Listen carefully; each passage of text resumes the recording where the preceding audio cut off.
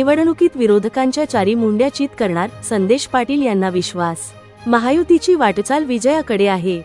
रायगड जिल्ह्यासह खालापूर तालुक्यात जिल्हा परिषद व पंचायत समितीच्या निवडणुकीचे वातावरण चांगलेच तापलेले पाहण्यास मिळत आहे.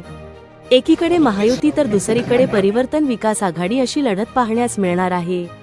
तालुक्यातील सावरोली जिल्हा परिषद शिवसेना महायुतीचे अधिकृत उमेदवार ज्ञानेश्वर भानुदास गायकवाड, तर पंचायत समितीच्या भाजप महायुतीच्या अधिकृत महिला उमेदवार माधुरी संदेश पाटील निवडणुकीला उमेदवार आहेत.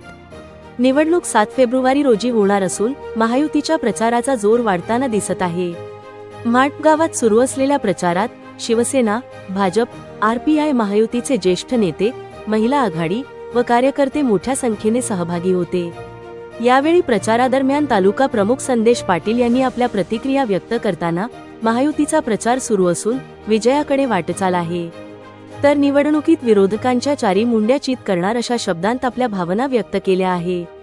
तसेच सावरोली जिल्हा परिषदेचे अधिकृत उमेदवार ज्ञानेश्वर भानुदास गायकवाड व पंचायत समितीच्या अधिकृत उमेदवार माधुरी संदेश पाटील यांचा विजय निश्चित असल्याचे म्हटले आहे. विरोधकांना आव्हान समजतच नाहीये. विरोधकांच्या आम्ही खूप पुढे आहोत. आम्ही विजयाच्या दिशेने वाटचाल करत आहोत. जो आमच्या प्रचारामध्ये जो घेतलेली झेप आहे, तरुण असतील, तरुणी असतील, महिला असतील, आणि विशेष म्हणजे लाडकी बहीण योजना, लाडकी भाऊ योजना, ह्या ज्या योजना शासनाच्या माध्यमातून आणि मुख्यमंत्री देवेंद्र फडणवीस साहेब आणि उपमुख्यमंत्री एकनाथ शिंदे साहेब यांनी ज्या काही योजना राबवलेल्या आहेत त्या योजनेच्या माध्यमातून आम्ही घरोघरी पोहोचलेलो आहोत.